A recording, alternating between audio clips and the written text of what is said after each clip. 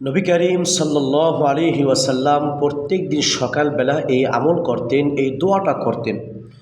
এই দোয়া তিনি নিয়মিত পাঠ করতেন। আল্লাহুম্মা ইন্নী আসআলুকা ইলমান নাফিআ ওয়া আমালাম মুতাকাব্বালা ওয়া রিজকান তাইয়্যিবা। তিনটা বাক্য, মাত্র তিনটা বাক্য, তিনটা কথা।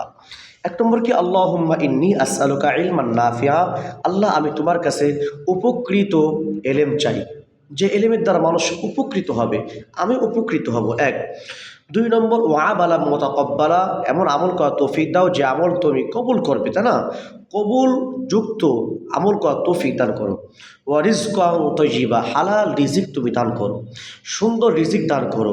কোনো বাটপারি সিটারি রিজিক আমি চাই না আল্লাহ, আমি তোমার কাছে হালাল রিজিক চাই, হালাল রিজিক চাই, যে রিজিক আমি ভক্ষণ করলে আমার ইবাদত কবুল হবে। আল্লাহ গো, তুমি আমাকে হারাম থেকে বাঁচার তৌফিক দান করো।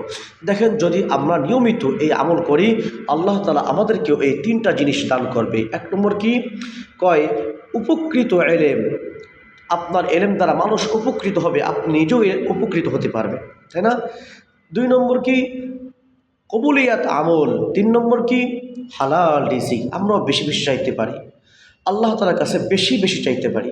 আল্লাহ তাআলা আমাদের সকলকে আমল করার তৌফিক দান করুক, আমিন।